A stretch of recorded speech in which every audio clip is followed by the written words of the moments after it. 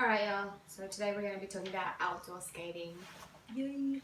We're going to talk about a few things that you want to do if you're going from a derby setup to an outdoor setup, if you don't already have an outdoor setup, which a lot of people don't. There's sort of three main things that you want to do.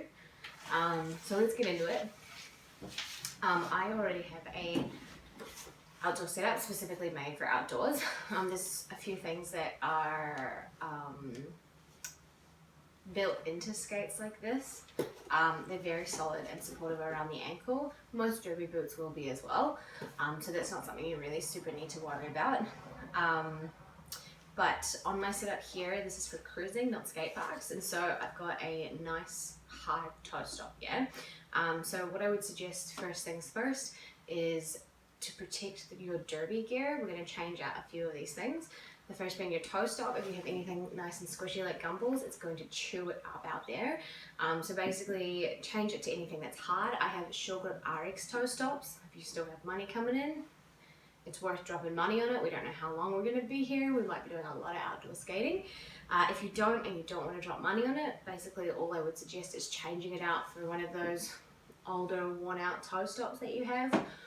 Or ones that you don't care about, like something that came with maybe an R3 that's super gummy, it's going to get chewed up real easy, doesn't matter. Yep. Second thing is that you want to think about your wheels. If you have beautiful new roller derby wheels, take that shit off. Do not go skating outdoors with your beautiful derby wheels. The concrete will chew them up no matter how much you skate. It will also start chewing through them in a way where there's going to get a discrepancy on your wheels. So you want to try and change them. Things like this are really great for parks. This is a 97. Anything like this and harder is good for parks, not so great for street skating. What I have on my setup here are the Zen Radar 78s, nice and gummy, perfect for street skating. Perfect for rolling over curbs and cracks and stones and sticks. Jumping off curbs, they're so squishy that they like absorb pretty much everything. This is ideal. If you don't have really gummy wheels and you don't have the money to drop on them, then the second thing I would suggest is any kind of nice old derby wheel. Something that you don't really care about. The polyurethane's probably gone a little bit hard. They're somewhere between 88 and 95. These will do fine. It just means they won't have as much absorption, but in terms of like protecting the wheels that you do have on your skates, these are what you want, yeah? The third thing is protecting the front of your skates, especially if you've got a derby setup. So the first thing I would do is I would take out any shoelaces that I have on my skates, if I like them particularly, and just switch them out for an old pair of shoelaces. Just anything, just in the event that you fall over, you chew up your laces. It happens. I go through a lot of laces. I specifically have waxed laces for this, but even then, they get chewed up really quickly. You can get wax laces like this, which are really good for outdoor skating. You can get them from Bayside. This pair was $9.50. But yeah, again, if you don't have the money to drop or you're just not feeling it, old pair of shoelaces does the trick.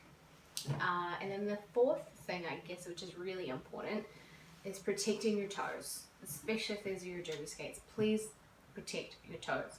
When and if you fall, we have muscle memory that makes us go straight to a knee, which means that basically we are turning our skate like this onto concrete. Yeah? So I have toe caps that were specifically made for these skates, and you can get toe caps fairly cheap. A lot of you might have actually gotten toe guards with the skates that you bought, depending on what brand you bought. Some of you might have skates like the old school Antics that already have a hard bit on the front of your toe. If that's the case, that's totally fine. You don't need to do anything. But if you do have that sort of open toe or lace that goes all the way down, you want to cover them.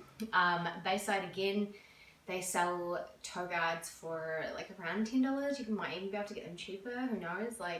But if you're not wanting to drop money, if you can get some gaffer tape, just like really sturdy, nice tape, comes in a giant roll, it's black, you can tear it easily. And then I would just suggest covering over and coming around. Usually with tape, I would come to about here on the skate, on each side, and come up as far as possible without it interrupting the way that I lace my skates up. And you can do a couple of layers, and like after each street session you will probably have to redo it, but that is the sort of best cheap affordable option. You can make toe caps out of all sorts of things though, like an ice cream container lid. You basically cut it in the shape of the front of your skates.